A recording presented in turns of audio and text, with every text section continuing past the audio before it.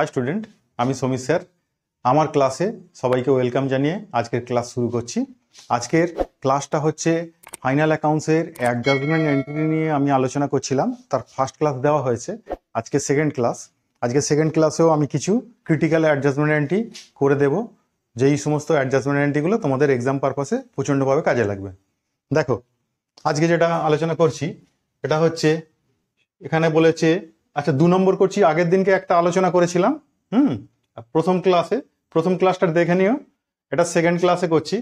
Stock valued rupees 10,000 টাকা, destroyed by fire, and insurance company admitted a claim of rupees 8,000 টাকা only, for which no entry has been made in the books, বা made বলে দেওয়া আছে, হ্যাঁ, dot. এইবার stock যদি ডিস্টার্ড হয়, আমাদের স্টক কোথায় এন্ট্রি আছে বলো তো? আমাদের স্টক দেখবে ট্রেডিং অ্যাকাউন্টে ওপেনিং স্টক আছে আর পারচেজ আছে। তা আমাদের স্টক যেটা ডিস্টার্ব হয়েছে, আমরা কি করি? ওপেনিং স্টকে কোনো ডিস্টার্ব না করে আমরা পারচেজ থেকে লেস করে দিই। এটা আবার অনেকে করে কি, ট্রেডিং অ্যাকাউন্টের বাই দিকে বসিয়ে দেয় স্টক ডিস্টার্ব বলে, সেটাও করা যায়, কিন্তু করবে পারচেজ থেকে লেস করে দেবে। তাহলে এটা এন্ট্রি করি কি, আমাদের ট্রেডিং অ্যাকাউন্টে যেটা থাকে, ধরো মেবি একটা ট্রেডিং অ্যাকাউন্ট করা আছে, ট্রেডিং অ্যাকাউন্টে তোমার প্রথমে তো ওপেনিং স্টক আছে, তারপরে যে পারচেজ অ্যামাউন্ট আছে, হ্যাঁ, এই পারচেজে কি করবে? পারচেজের একটা সামথিং অ্যামাউন্ট আছে, তার থেকে তোমরা কি করবে? Less stock destroyed. ঠিক আছে, স্টক ডিস্টার্ড বলে বসিয়ে দেবে কত? 10,000 টাকা। 10,000 টাকা বসিয়ে দিয়ে মাইনাস করে পারচেজটাকে বাইরে পাঠাবে। ঠিক আছে, এবার ইন্স্যুরেন্স কোম্পানি যে 8,000 টাকা দিয়েছে, ওইটা কিন্তু আমরা ব্যালেন্স শিটে বসাবো। কি বলে? ব্যালেন্স শিটে। ওটা হচ্ছে অ্যাসেটস। তাহলে ব্যালেন্স শিটে আমাদের যদি ছোট্ট করে ব্যালেন্স শিট করা থাকে, তাহলে ব্যালেন্স শিটে কোথায় বসাবে? অ্যাসেটসে। অ্যাসেটসে একটু নিচে করে লিখবো ইন্স্যুরেন্স ক্লেম। আচ্ছা, এইখানে একটা জিনিস আলোচনা করতে হবে, করে দিচ্ছি। ইন্স্যুরেন্স ক্লেম বলে বসাবো কত? 8,000 টাকা। তাহলে কিন্তু 2,000 টাকা আমাদের লস গেল। দেখো, তাহলে 2,000 টাকা যেটা লস গেল, সেই লসটা আমরা বসাবো প্রফিট অ্যান্ড লস অ্যাকাউন্টে 2 দিকে, লস অন ডিস্টার্ড বলে। Loss on stock ডিস্টার্ড।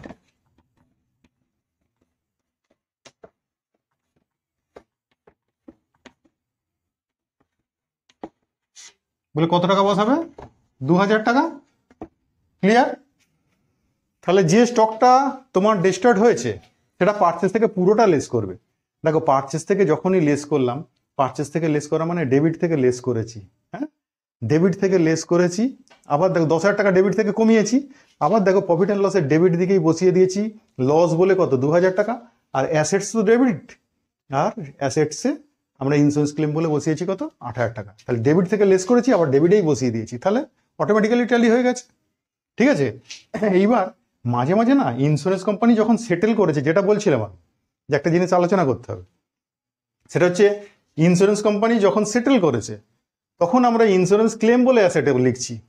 R insurance company যদি ক্লেম সেটেলড করে পয়সাটা পেড করে দেয়, তাহলে তখন কি করবে? তখন কিন্তু ক্যাশের সঙ্গে যোগ করবে। ঠিক আছে, যদি ইন্স্যুরেন্স কোম্পানি শুধুমাত্র ক্লেমটা সেটেল করে, তাহলে ইন্স্যুরেন্স ক্লেম বলেই অ্যাসেটসে লিখে রাখবো 8,000 টাকা। কিন্তু যদি ইন্স্যুরেন্স কোম্পানি পেড করে দেয়, ইন্স্যুরেন্স ক্লেম পেড করে দিলে কিন্তু সেখানে ক্যাশ দিয়ে দিয়েছে, তাহলে ক্যাশের সঙ্গে অ্যাড করবে। ক্লিয়ার? আর যেটুকু তুমি পাবে না, সেটা তোমার লস, সেটা প্রফিট অ্যান্ড লসে 2 দিকে বসাবে। দেখো, ডেবিটে 10,000 টাকা বসিয়েছি, আর ডেবিট থেকে 10,000 টাকা লেস করেছি, তাহলে অটোমেটিক্যালি একই এন্ট্রি হয়ে গেছে। চলো নেক্সট, পরের এন্ট্রি। আচ্ছা দেখো, এই এন্ট্রিটা দেখো, এরকম বলেছে, goods valued rupees 24,000 send to customer on sale or return basis at 20% profit on cost, but recorded in the books as actual sales, no information received from customer about it. মানে এটা সম্পর্কে কোনো খবরই পাওনি। আচ্ছা, গুডস আমরা যদি 24,000 টাকা সেল অর রিটার্নে পাঠাই, তাহলে সেল অর রিটার্নটা কি আগে জানতে হবে। দেখো, সেল অর রিটার্ন বেসিসে বিক্রি হয় কিছু কিছু গুডস আছে, যেই সমস্ত গুডসগুলো ধরো মেবি যে সেইগুলো এমনভাবে বিক্রি হচ্ছে যে যখন আমরা কাস্টমারকে পাঠাচ্ছি বলছি আজকেই আপনাকে কিনতে হবে না, আপনার শোরুমে ধরো বড় বড় গাড়ি যেগুলো আছে, কার যেগুলো আছে, কারগুলো কি করে কোম্পানিগুলো শোরুমে ডিলারদের পাঠিয়ে দেয়, পাঠিয়ে দিয়ে তারা বলে যে 31 মার্চ যদি তাদের ইয়ার এন্ড হয়, 31 মার্চের মধ্যে আপনারা কতগুলো বিক্রি হলো, কতগুলো পড়ে আছে, সেগুলো ইনফরমেশনগুলো জানান।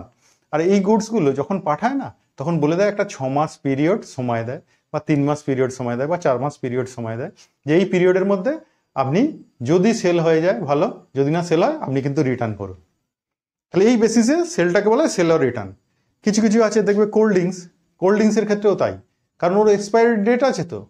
তাহলে সেই গুডসগুলো যখন পাঠানো হচ্ছে বলছে 1 মাসের মধ্যে যদি বিক্রি হয় তো ভালো, না বিক্রি হলে আপনারা কোম্পানিতে ব্যাক করুন। তাহলে যদি 1 মাসের মধ্যে কেউ রিটার্ন না পাঠায় তাহলে সেটাকে ধরে নেওয়া হবে কি সেল। হ্যাঁ, আর যদি 1 মাসের মধ্যে ফেরত পাঠিয়ে দেয় যদি বিক্রি না হয় তাহলে সেটা রিটার্ন। তাহলে এই বেসিসে সেলটা যখন করা হয় এটাকে বলা হয় সেল অর রিটার্ন বেসিসে সেল করা। সেটাকে কিন্তু অ্যাকচুয়াল সেল হিসাবে ধরা হয় না।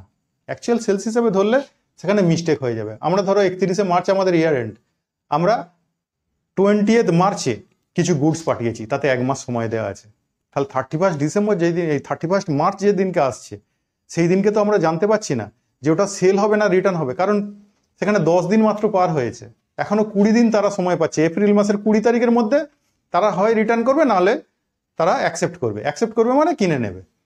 তাহলে ডেট যখন ওভার হয়নি ওটাকে আমরা কি করে সেল ধরি? তাহলে সেল ধরলে ভুল ধরা হচ্ছে। তা সেই জন্য ওই গুডসগুলো আমরা দেখাবো কিভাবে, এখনো তার ডেট ওভার হয়নি, অথচ সেই গুডসের উপর কোনো খবরও আমাদের কাছে পৌঁছায়নি, আসেনি, আর তার ডেট ওভার হচ্ছে না যখন, তাহলে সেটাকে আমরা তো সেল হিসাবে ধরতে পারি না, সেটা তো রিটার্নও হতে পারে। আমরা 31 মার্চে সেল ধরে নিলাম, তারপরে দেখলাম এপ্রিল মাসের 5 তারিখে মালগুলো ফেরত এসছে, তখন কি করবো? আমরা তো ওই বছরের যে প্রফিট অ্যান্ড লস তৈরি করেছি তাতে আমরা সেল হিসাবে দেখিয়ে ফেলেছি, গ্রস প্রফিট বের করেছি, নেট প্রফিট বের করেছি, ইনকাম ট্যাক্সে সাবমিট করে দিয়েছি অ্যাকাউন্টস, তারপরে যদি ওটা ফেরত আসে কি হবে তখন? তা সেই জন্য ওই পিরিয়ডে কিন্তু ওটাকে সেলস হিসাবে ধরা হয় না, কিন্তু আমরা ভুল করে সেলস হিসাবে রেকর্ড করে ফেলেছি। তাহলে আমাদের সেলটাকে কি করতে হবে? কমাতে হবে। আর আমরা এই মালগুলো যখন বিক্রি হয় ডিস্ট্রিবিউটরের থ্রু দিয়ে, তখন কিন্তু ক্যাশে হয় না। ডিস্ট্রিবিউটর কি করে বলতো? প্রথমেই একটা পয়সা তারা ডিপোজিট করে দেয় কোম্পানিতে, মেবি সে হয়তো 1 কোটি টাকা ডিপোজিট করে দিল কার নেওয়ার জন্য।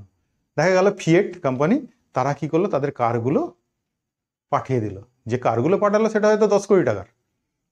কিন্তু ওরা বলে দিয়েছে যদি 1 বছরের মধ্যে এগুলো বিক্রি করতে পারেন তো ভালো, 1 বছরের মধ্যে বিক্রি করতে না পারলে রিটার্ন করুন কোম্পানিতে। কিন্তু দেখলাম যে আমরা হয়তো 3 মাস আগে ওই এগুলো নিয়েছি, কারগুলো নিয়েছি, তাহলে এখনো তো ডেট ওভার হয়নি, তা কোম্পানির ইয়ার এন্ড হয়ে গেছে, তা ইয়ার এন্ডে আমাদের তো খবর পাঠিয়ে দিতে হবে যে এইগুলো বিক্রি হয়নি, পড়ে আছে এখনো। তা আমরা এখনো সেটা অ্যাকসেপ্ট করবো কি তাও জানাইনি, রিটার্ন দেবো কি তাও জানাইনি। তাহলে কোম্পানি যদি সেটাকে অ্যাকচুয়াল সেল হিসাবে রেকর্ড করে তাহলে কোম্পানির প্রফিট কিন্তু ভুল বেরোবে, তাই না? ওগুলো তো সেল হয়নি এখনো। তাহলে সেই জন্য আমরা যেটা সেল হিসাবে রেকর্ড করে ফেলেছি তাহলে সেটা ভুল করেছি, তাহলে আমরা সেলসকে কমাবো। আর এই সেলগুলো বলছি কিসে হয়? ক্রেডিটে হয়। ডিস্ট্রিবিউটর হয়তো একটা ডিপোজিট দেয় পয়সা, কিন্তু তাকে অন ক্রেডিটে সমস্ত গুডসগুলো পাঠিয়ে দেওয়া হয়, ওই ডিপোজিটটা যেরকম আছে ডিপোজিট হিসেবে থাকে, ঠিক আছে? এবার অন ক্রেডিটে যখন পাঠিয়ে দেওয়া হচ্ছে, ডিস্ট্রিবিউটারকে আমরা কি ধরবো? আমাদের যদি ডিস্ট্রিবিউটার হয়, আমরা যদি কোম্পানি হই, আমরা ডিস্ট্রিবিউটারকে কি ধরবো? কাস্টমার। তাহলে আমাদের কাস্টমারকে আমরা যদি ধারে বিক্রি করি, তার মানে কি করি? ডেটাস অ্যাকাউন্ট ডেবিট টু সেলস, আমরা এটা করে ফেলেছি, ডেটাস অ্যাকাউন্ট ডেবিট টু সেলস, কিন্তু ওটা কি সেলস? তাহলে ওটা তো সেলস না। তাহলে সেলস যদি না হয়, তাহলে সেল না হলে তাহলে আমরা ওটাকে কি করব? দেখো, সেল না হলে কি করব? আমি যদি জার্নাল দিয়ে করি, হ্যাঁ, আগের এন্ট্রিটাও জার্নাল দিয়ে করতে পারতাম। দেখো, এটাকে যদি জার্নাল দিয়ে করি, তাহলে জার্নাল দিয়ে করলে আমরা কি করব? আমরা জার্নাল দিয়ে করলে দেখো আমাদের যেটা সেলস ধরে ফেলেছি, তাহলে সেলসটাকে আমরা কি করব?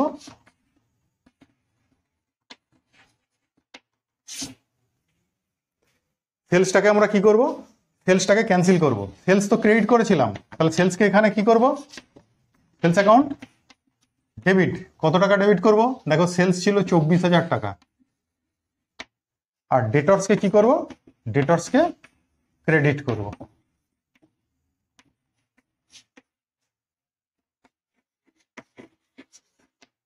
ন্যারেশন কি লিখবে? Being goods sent on approval, এই অ্যাপ্রুভালও বলা হয় seller রিটার্নকে, wrongly recorded as sales but now rectified, but now adjusted করলেও হবে। তাহলে এটা যদি করি তাহলে তার মানে আমরা সেলস থেকে কি করছি, ট্রেডিং অ্যাকাউন্টে লেস করছি, আর ডেটর্স থেকেও লেস করছি। দেখো ডেটর্স ডেবিট আইটেম, তাকে ক্রেডিট করেছি মানে কি, তার থেকে লেস করছি। তাহলে ডেটর্স থেকেও লেস আর সেলস থেকেও লেস, ঠিক আছে। এরপর দেখো আমরা এইটা, তাহলে আমাদের স্টক কাস্টমারের হাতে পড়ে আছে, তাহলে এই স্টকটাকে তো দেখাতে হবে। তাহলে স্টকটাকে দেখো, যখন দেখাবো স্টক আমাদের কি অ্যাসেটস, তাহলে অ্যাসেটস মানে কি করব, ডেবিট। তাহলে স্টক অন অ্যাপ্রুভাল বলে বা seller return, stock on approval account করব ডেবিট, কিন্তু কস্টে করতে হবে। স্টক কোনোদিন কিন্তু সেলিং প্রাইসে দেখানো যায় না।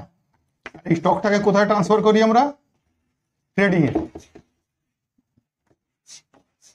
কত করব দেখো, দেখো 24,000, এটাও কিন্তু কস্টের উপর 20%। দেখো কস্টের উপর 20% মানে আমি কি বলেছি, কস্ট 100, তাতে প্রফিট কত 20, তাহলে তার সেলিং প্রাইস কত 120।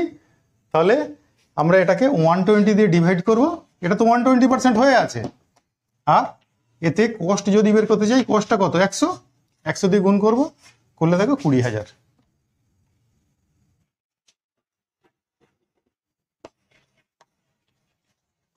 ঠিক আছে, তাহলে being stock on approval transfer to trading account লিখে নেবে। আমি আর নিচে লিখলাম না, being stock on approval transfer to trading account, ঠিক আছে। আচ্ছা এইটার তাহলে আমরা এন্ট্রি করছি যখন, দেখো সেলস থেকে লেস করছি কত 24,000, ডেটস থেকে লেস করছি কত 24,000। দেখো সেলসটা উল্টো এন্ট্রি হয়ে আছে, ডেবিট। ডেবিট মানে কি, সেলস তো আমাদের নর্মালি ক্রেডিট হয়, তা ডেবিট হয়েছে মানে সেলস থেকে কি হবে লেস। ডেটর্স নিজে ডেবিট থাকে, ডেটর্স ক্রেডিট হয়েছে মানে কি হবে, ডেটর্স থেকেও লেস করতে হবে 24,000। এবার সেইটা তো আমরা একেবারে ক্যান্সেল করে দিলাম, কিন্তু আমাদের স্টক তো কাস্টমারের কাছে পড়ে আছে। তাহলে কাস্টমারের কাছে পড়ে থাকলে আমরা সেটা stock on approval account debit to transfer করি কোথায়, ট্রেডিংয়ে। স্টক অন অ্যাপ্রুভাল কি, অ্যাসেটস, আমাদের অ্যাসেটস পড়ে আছে কাস্টমারের হাতে, stock on approval account debit two trading. Trading অ্যাকাউন্টে স্টক অন অ্যাপ্রুভাল লিখছি, আর আবার স্টকটাকে কোথায় লিখছি, ব্যালেন্স শিটে অ্যাসেটস দিকে, ঠিক আছে। এবার একটা মিস করে গেছি, যেটা আগের এন্ট্রিটা, আগের যেটা আমি স্টক ডেস্ট্রয়েড করালাম না, স্টক ডেস্ট্রয়েডটা আমরা যদি একটু জার্নাল করে দিই, দেখো ওইটারও জার্নালটা করে দিচ্ছি। ওটাই বলে হচ্ছে 8,000 টাকা ইন্স্যুরেন্স ক্লেম বলেছিলাম। দেখো ওটা জার্নালটা করলে কিরকম করবে,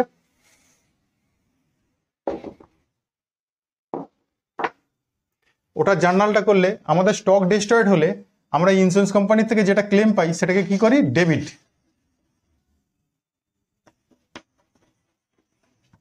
ইন্স্যুরেন্স ক্লেম ডেবিট। আর যদি টাকা পেয়ে যেতাম তাহলে কিন্তু ক্যাশকে ডেবিট করতাম, দেখবে 8,000 টাকা লিখেছিলাম আমি ওখানে। আর প্রফিট অ্যান্ড লস অ্যাকাউন্ট বা loss on destroyed account debit, loss on stock destroyed, এটাকে পাঠানো হবে কোথায়, profit and loss. Profit and লসও ডেবিট করতে পারি, প্রফিট অ্যান্ড লসও লেখা যায় কিন্তু এটা। তাহলে loss on destroyed account debit কত 2,000, আর আমরা পারচেস থেকে ওটাকে কমাই। পারচেস তো নিজে ডেবিট আইটেম, তাই কমাতে গেলে কি করি, ক্রেডিট। তাহলে পারচেসকে ক্রেডিট করবো কত 10,000 টাকা, ঠিক আছে। আর ওটা যেটা ছিল লিখে দেবে, বিং স্টক অফ রুপিস 10,000 টাকা destroyed by fire and insurance company settled a claim of rupees 8,000 টাকা অনলি, ব্যাস এইটুকু লিখে দেবে নারেশনে, ঠিক আছে। এবার জার্নাল যখনই করলাম, এটা দেখো ইন্স্যুরেন্স ক্লেম কি, ডেবিট, ডেবিট মানে কি অ্যাসেটস। লসটা নিশ্চয়ই অ্যাসেট বলবো না, লসটাকে পাঠাবো কোথায়, প্রফিট অ্যান্ড লসে। প্রফিট অ্যান্ড লসে পাঠিয়ে দেবো 2,000 টাকা। আর পারচেস নিজে ডেবিট আইটেম, তাকে ক্রেডিট করেছি মানে পারচেস থেকে লেস করবো কত 10,000 টাকা, ঠিক আছে। আগের এন্ট্রিটার এটা জার্নাল এন্ট্রিটা করে দিলাম, তো অ্যাকাউন্ট করে দেখিয়ে দিয়েছিলাম, জার্নালটাও মনে রাখবে, ঠিক আছে। তাহলে আজকে দুটো ক্রিটিক্যাল অ্যাডজাস্টমেন্ট এন্ট্রি নিয়ে আলোচনা করলাম। এর পরের ক্লাসে আবার দুটো তিনটে এইরকমই ক্রিটিক্যাল অ্যাডজাস্টমেন্ট এন্ট্রি নিয়ে আলোচনা করব। তোমরা এই অ্যাডজাস্টমেন্টগুলো পরপর কিন্তু ভালোভাবে লক্ষ্য করে তোমরা নিজেরা করার চেষ্টা করবে, দেখবে পেরে যাচ্ছ। ঠিক আছে, এর পরের ক্লাসে আবার 2-3টে আলোচনা করব। এরকম আমি 6 থেকে 7টা ক্লাস রাখবো, যাতে এরকম ক্রিটিক্যাল আমরা অ্যাডজাস্টমেন্টগুলো সমস্ত আলোচনা করে যাব। ঠিক আছে, আজকের মতো এইটুকুই। টাটা, পরের ক্লাসে দেখা হবে।